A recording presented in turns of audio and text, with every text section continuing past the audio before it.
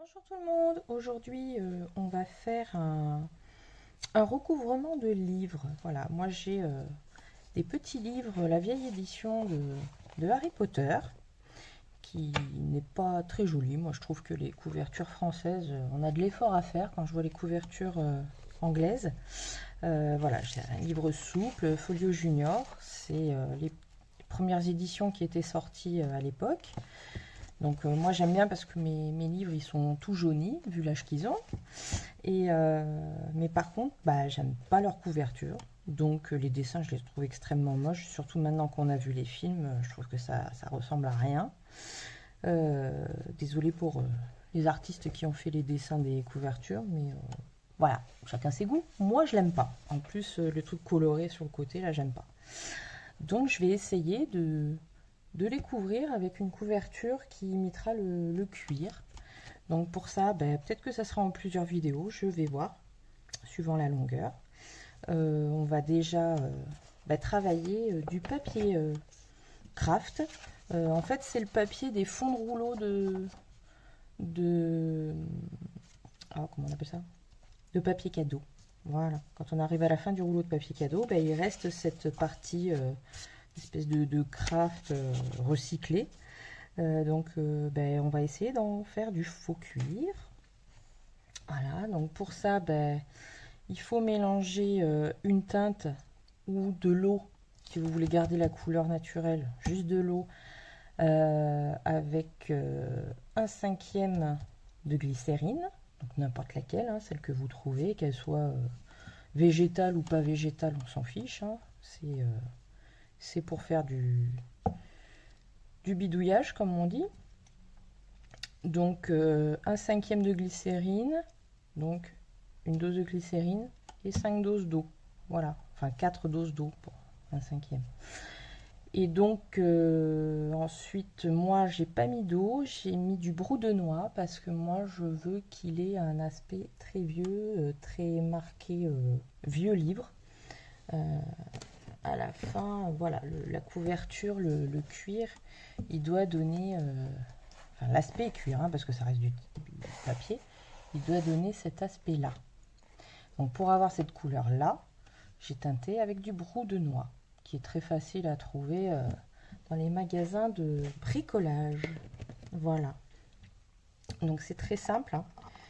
Alors je vous conseille de mettre des habits ou une blouse, je ne sais pas, une protection sur vos habits, parce que si vous faites des éclaboussures de gouttes, comme ça m'est déjà arrivé, le problème c'est que ça tâche. Voilà. Donc le brou de noix ça tâche. Les mains encore, si vous les lavez rapidement, ça ne tâche pas, c'est pas grave. Vous allez vous laver les mains après, même passer un coup d'éponge grattoir sur la peau où ça reste un peu, vous allez voir, ça s'en va rapidement. Donc, vous voyez, moi je fais avec les petits pinceaux mousse qu'on trouve dans les bazars, hein. J'en mets partout, j'imbibe. Il faut bien imbiber quand même. Et on fera l'autre côté aussi. Pour que le tissu... Enfin, le tissu. Pourquoi je dis le tissu? Parce qu'après, oui, on a l'impression que c'est presque un tissu. Pour bien imbiber tout le papier et qu'il ne reste plus cet effet craquant du papier. Un papier, quand on le touche, c'est un effet craquant. Ben, vous verrez qu'il n'y aura plus l'effet craquant, il y aura l'effet un peu tissu, justement, souple. Ça devient tout souple grâce à la glycérine. Après, vous pouvez teinter avec ce que vous voulez, hein.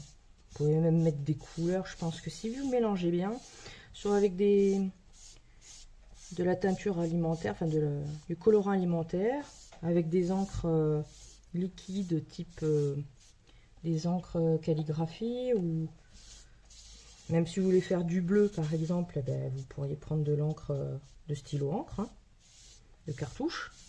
Il faut que ce soit le plus liquide possible évidemment, mais je pense qu'on peut même faire avec une bonne peinture acrylique. Je dis une bonne, il faut qu'elle soit bien pigmentée pour que les pigments ressortent, parce qu'il faudra quand même de l'eau. Donc les peintures acryliques Silaction, tout ça, j'ai pas testé, mais bon, je sais que les peintures acryliques pas chères, elles ont pas beaucoup de pigments. Maintenant, moi, je sais que par mes activités antérieures, j'avais de la polycolore, c'est bien plus pigmenté.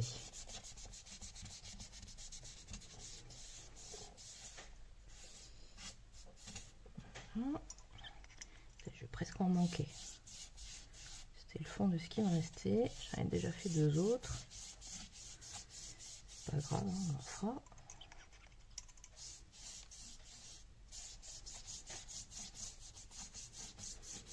Alors moi, je ne frotte pas sur la feuille comme j'ai vu dans beaucoup de tutos. Parce que comme j'en mets une bonne quantité, vous voyez, ça s'imprègne très bien dans ce papier. Je vois pas l'intérêt d'imprégner, de frotter. Parce qu'après, en fait, je vais ramasser la feuille et je vais la froisser. Vous la prenez, vous la froissez. Ça, c'est pour donner la texture. Après, si vous voulez la laisser complètement lisse, libre à vous, hein. Moi, je ne l'ai pas fait parce que je veux vraiment cet aspect vieux livre.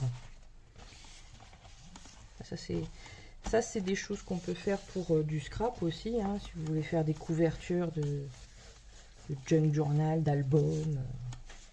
C'est possible aussi. On peut aussi, je pense, faire des petites enveloppes, comme si c'était des vieilles enveloppes en cuir. Avec un cachet en cire, ça doit être sympa.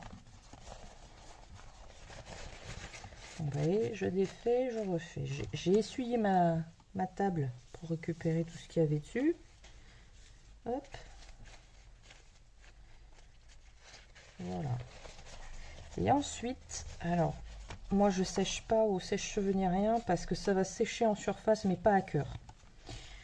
Donc ce que je fais, vous voyez, c'est pas uniforme, c'est plus clair par endroit. Ça c'est très bien parce que le cuir vieillit, en principe c'est pas uniforme. Je fais pas de taches, je le laisse tel quel. Et ensuite, moi j'ai des radiateurs qui sont pas électriques, qui sont chauffage à gaz. Donc je les mets dessus et je les fais sécher. Et quand c'est l'été, vous pouvez le mettre au soleil. Voilà, une source de chaleur où ça risque pas de brûler, on va dire. Voilà. Donc je vais laisser sécher ce morceau. Et on se retrouve quand ça sera sec. Donc pendant que le papier sèche, je vais vous parler du carton qu'on va utiliser pour faire la couverture. À savoir que moi j'ai pris du carton tout simple, tout fin, vous voyez, c'est pas du triple épaisseur qu'on récupère dans des emballages. Moi c'est du carton que j'ai récupéré qui protégeait des morceaux de meubles Ikea. Voilà, donc j'en ai fait des petits morceaux. Donc moi mon livre fait un peu moins de 18. Il fait 17,8 exactement sur 12,5. Donc, et il faut pas oublier la tranche qui fait 1,5. Donc, j'ai pris un demi-centimètre en plus pour la face et pour le derrière. Donc ici, je fais mon trait à 13. Je mets 2 cm pour les 1,5 cm de tranche. Parce que vous allez voir, il faut un petit peu de marge. Et ensuite 13 encore. Donc ici, je vais couper ce que j'ai en trop.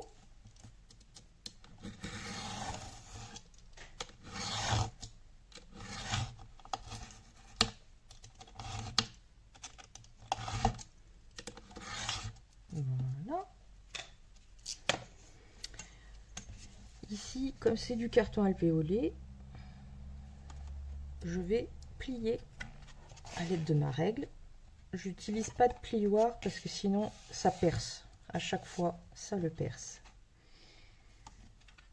Donc je passe entre les tranches, entre les alvéoles en fait.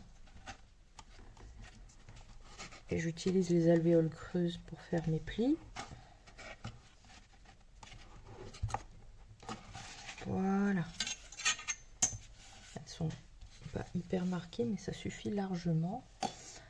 Qu'est-ce que j'avais utilisé? Ben, mon baume à lèvres en fait. Pour aplatir un peu.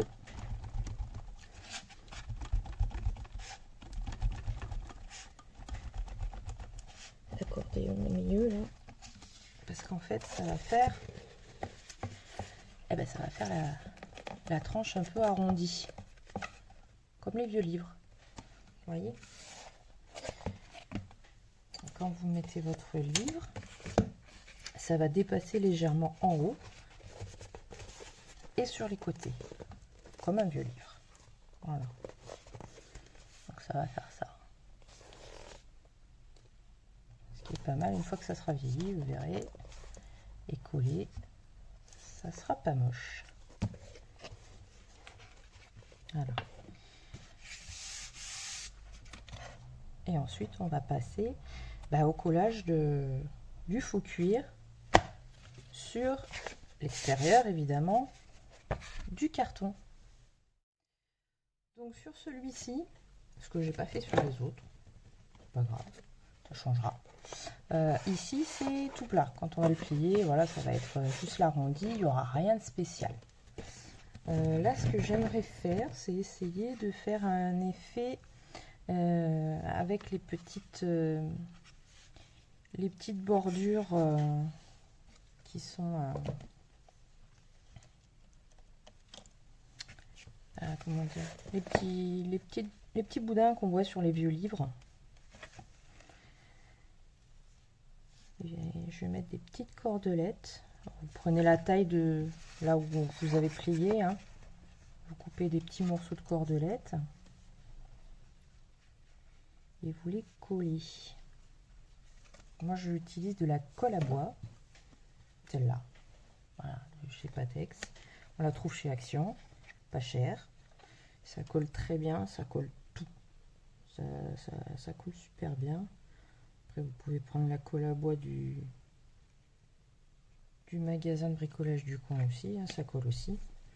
L'avantage, c'est qu'elle a tendance à sécher un peu plus vite, celle-là. Donc, plus sympa. Donc, je mets de la colle sur ma tranche. Je vais espacer quand même, parce qu'ici, il faudra coller le papier entre deux. Sinon, ça fera une bulle d'air et ça fera moche. Et vous n'aurez pas l'effet de...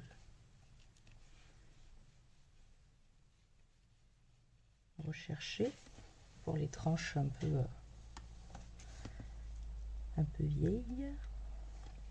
Ça a un nom, je sais plus comment ça s'appelle.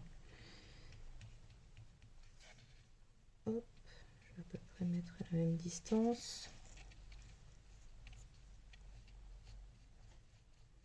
Imbiber un peu de colle pour que ça prenne bien. J'en fais un autre. Pareil, à peu près la même distance entre les deux, hein, que ça fasse uniforme. Voilà. Et je vais en mettre deux aussi au milieu. Après, vous mettez le nombre que vous voulez. Regardez, si vous avez des vieux livres, inspirez-vous de la manière dont c'est fait. Moi, je n'ai pas de livre qui soit vieux comme ça. Je pense qu'il faut que je le remonte lui. Soit à peu près au milieu. Hop. Et celui-là ici, moi, ça le fera.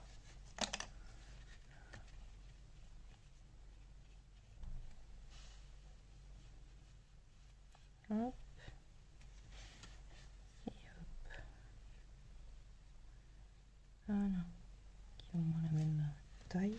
Voilà. Donc vous laissez sécher comme la feuille imitation cuir. Et puis après, on se retrouve pour la mise en place de la feuille. Ah non, d'abord il y aura le vernissage, je pense. Ou je le vernis après, je ne sais pas. Non, je vais vernir après, ça sera plus simple. D'abord je le colle et ensuite je vernis.